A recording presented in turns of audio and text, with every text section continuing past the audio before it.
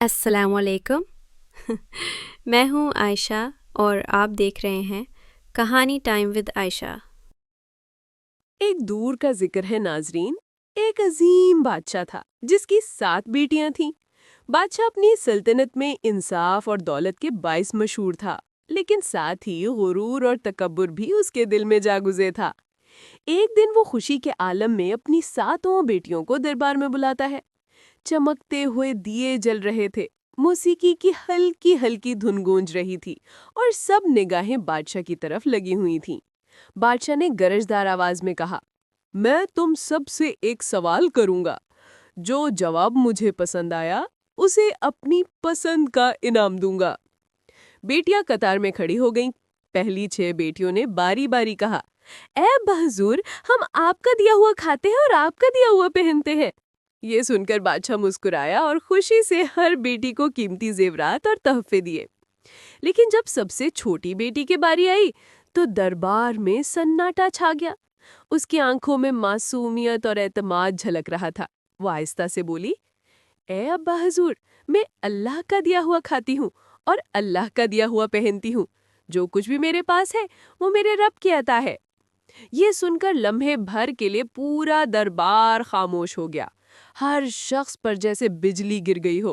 چھوٹی شہزادی کے الفاظ میں ایسی سچائی اور گہرائی تھی کہ ہر کوئی حیران رہ گیا۔ لیکن بادشاہ کا غرور مجروح ہوا۔ اس کی آنکھوں میں غصے کی لالی چھا گئی۔ وہ گرجا، کمبخت، تو نے میری ناشکری کی ہے۔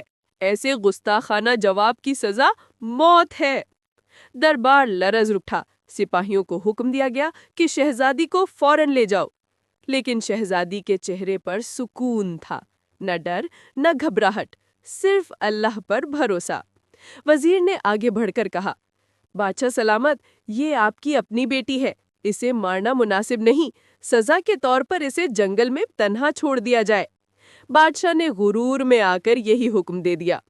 سپاہیوں نے شہزادی سے سب زیورات اور قیمتی کپڑے لے لیے اور گھنے اندھیرے جنگل میں پھینک دیا۔ لیکن شہزادی نے سر اٹھا کر کہا، یا اللہ، تو میرا مددگار ہے۔ رات کے سناٹے میں وہ جنگل کے درختوں تلے بیٹھی تھی کہ اچانک اسے ایک پرانی جھونپڑی ملی۔ اندر ایک بیمار بوڑھا کرہ رہا تھا۔ شہزادی نے پانی پلایا، جھونپڑی صاف کی اور اس کی خدمت کرنے لگی۔ بوڑھا رخصت ہوتے ہوئے بولا، بیٹی، یہ بکری ہے، اس کا دودھ نکال لینا، اللہ تیرا حافظ ہو۔ شہزادی ہر رات بکری کا دودھ نکالتی، آدھا پیتی اور آدھا جھونپڑی کے باہر رکھ دیتی تاکہ کوئی جانور یا پرندہ پی لے۔ پھر ایک رات ایک عجیب واقعہ ہوا۔ صبح جب وہ باہر نکلی تو برتن خالی تھا، مگر پاس ایک قیمتی لال رکھا ہوا تھا جو سورج کی روشنی میں جگمگا رہا تھا۔ زمین پر سانپ کے نشان بھی صاف نظر آ رہے تھے۔ شہزادی کو دادی اماں کی کہی بات یاد آئی، جب کوئی سانپ خوش ہوتا ہے تو اپنی خوشی میں قیمتی لال اگل دیتا ہے۔ یہ معمول 7 دن تک جاری رہا۔ ہر دن سانپ دودھ پی کر ایک نیا لال چھوڑ جاتا۔ شہزادی نے ان لالوں سے ایک شاندار محل تعمیر کر لیا۔ جنگل کا ویران علاقہ ایک روشن شہر بن گیا۔ جب یہ خبر بادشاہ تک پہنچی، وہ حیران رہ گیا اور بیٹیوں سمیت محل میں آیا۔ اس نے شاندار دسترخوان، سونے چاندی کی چمک اور 7 رنگ کے کھانے دیکھے۔ شہزادی نقاب اوڑھے سب کو خدمت کرتی رہی۔ آخرکار بادشاہ نے کہا، میں اس شہزادی سے ملنا چاہتا ہوں جس نے یہ سب کچھ بنایا۔ شہزادی نے نقاب ہٹایا، سب دم بخود رہ گئے۔ یہ تو وہی بیٹی تھی جسے بادشاہ نے جنگل میں مرنے کے لیے چھوڑ دیا تھا۔ بادشاہ کی آنکھوں میں آنسو آ گئے۔ وہ لرزتی آواز میں بولا، بیٹی، آج تم نے مجھے سکھا دیا کہ غرور کے بجائے اللہ پر بھروسہ ہی سب سے بڑی دولت ہے۔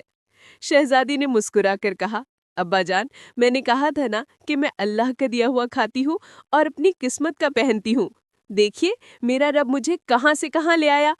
پورا دربار گونج اٹھا۔ ہر شخص نے دل ہی دل میں سوچا، کاش ہم نے بھی وہی کہا ہوتا جو اس چھوٹی شہزادی نے کہا تھا۔ اللہ پر بھروسہ کرنے والا کبھی تنہا نہیں رہتا۔ آزمائشیں انسان کو توڑنے نہیں بلکہ مضبوط بنانے کے لیے آتی ہیں۔ نئی باتیں ہر دن صرف کہانی ٹائم ود عائشہ پر سبسکرائب کرنا نہ بھولیے، کیونکہ یہاں ہر کہانی آپ کی کہانی بن سکتی ہے۔